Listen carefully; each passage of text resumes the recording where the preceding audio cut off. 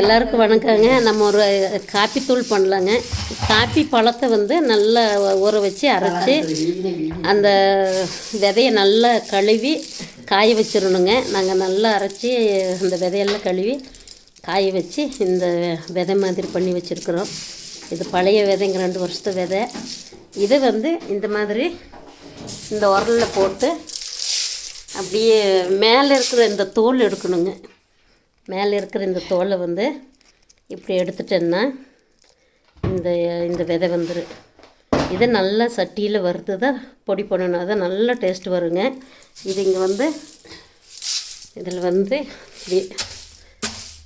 இப்படியே இடிக்கணும். அப்புறம் மேலே இருக்கிற விதை மேலே இருக்கிற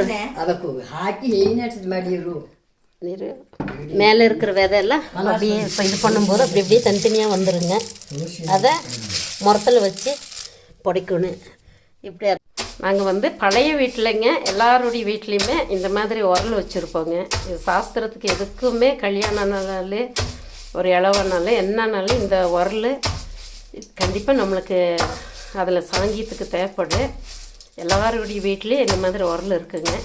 அது இதை வச்சு எங்கள் பாட்டி பாருங்கள், பாட்டி எந்த வயசு 87 வயசு எட்டத்தை 82 வயசுங்க. பாட்டி இப்படி அடிக்கிறாங்க பாருங்கள். பாருங்கள், இப்படி பொடிச்சு அதை அப்படியே நம்ம மரத்தில் வச்சு பொடிச்சு எடுக்கணும். இந்த பலம் யாருக்காவது இருக்குமா? இருங்க, இது வந்து மரத்தில் அப்படியே எடுத்துருங்க. இந்த இடித்தது ஃபுல்லாக இந்த காப்பி விதை வந்து நம்ம காப்பித்தூள் கடையில் வாங்குறது எல்லாம் மிக்சிங் பண்ணியிருப்பாங்க, கெமிக்கல் எல்லாம் போட்டிருப்பாங்க. இது நேச்சுரலானது நல்ல மனங்க. இந்த கும்பகோணம் காப்பியெல்லாம் பண்ணுறோம் இல்லைங்க, அந்த மாதிரி நல்ல ஒரு மனம் வரும். இதை வந்து படிக்கணும். அப்படியே இடித்தோடனே இல்லை தனித்தனியாக வந்துருச்சு பாருங்கள். இதை பாருங்கள், தனியாக வந்துருச்சு விதை. இந்த விதையை வந்து இந்த விதையை நல்லா வடைச்சட்டியில் நல்ல மணம் வர்ற மாதிரி வறுத்துட்டு வேறு ஒன்றுமே மிக்ஸ் பண்ண வேண்டாம். அப்படியே நம்ம மிஷினில் கொடுத்தோம், மிக்சிலேயே அரைச்சிட்டேன்னு வைங்க, அந்த காப்பியோடைய மனம் இங்கே ஒரு வீட்டில் செஞ்சேன்னா போதுங்க, அந்த ஊருக்கே மனம் வந்துடும். அந்த அளவில் டேஸ்ட்டாக இருக்குது. ஏலக்காயை 2-3 போட்டுக்கலாம், போட்டு அரைக்கும் போது அரைச்சிக்கலாம். பாருங்கள், தனித்தனி எல்லாம் வந்துருச்சு பாருங்கள். காப்பி விதை நல்ல இப்படி விதையாயிடுச்சு, பியூர் விதையாக. அதில் உரலில் நல்லா இடித்து அதை நல்லா புடச்சி எடுத்தோன்னே இந்த மாதிரி விதையாயிரும். இதை நல்ல வானிலையில் வாசம் வர்ற அளவில் நல்லா வறுத்து மிஷினில் மணத்துக்கு வந்து நம்ம கசகசா ஏலக்காய் இதெல்லாம் சேர்த்திக்கலாம். ஒன்றுமே வேண்டானாலும் இது மாத்திரமே பொடி பண்ணாலும் நல்லா டேஸ்ட்டாக நல்ல மணமாக இருக்குது. நாளைக்கு வறுக்கலாங்க. இந்த விதையை வந்து கொஞ்சம் கொஞ்சமாக வடை சட்டியில் இப்படி போட்டு நல்ல மணம் வர்ற அளவில் சிம்மிலேயே வச்சு வறுத்துடணுங்க. சிம்மிலேயே வச்சு நல்ல மணம் வர்ற அளவில் அந்த மணம் வந்துடுங்க. காப்பியோடைய மணம் நல்லா இப்படி ப்ரௌன் கலராக வறுத்துடணுங்க. இதை மிஷினில் கொடுத்து பொடி பண்ணிட்டு வரலாம். இந்த காப்பி விதையை மிக்சியில் அப்படியே பொடி பண்ணலாங்க. நல்லா வறுபட்டுருச்சு, எடுத்தாச்சு. காப்பி விதையை நல்லா அரைச்சாச்சுங்க. பாருங்க, நல்லா நைஸாக அரைச்சாச்சு. நல்ல ஒரு மணம் வருதுங்க.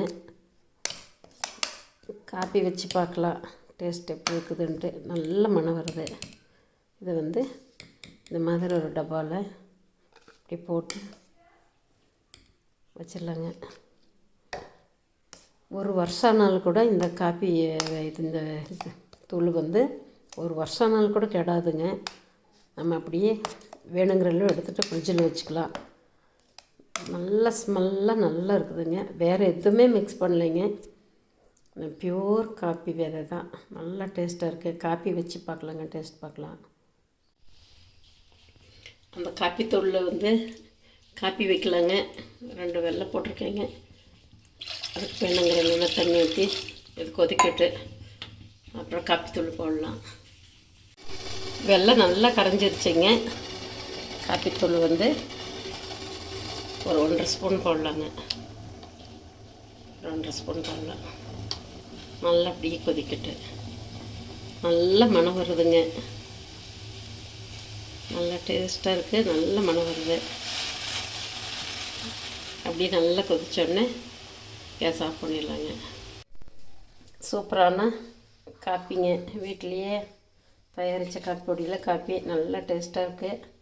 ப்ரெட் கூட சாப்பிட்லாங்க.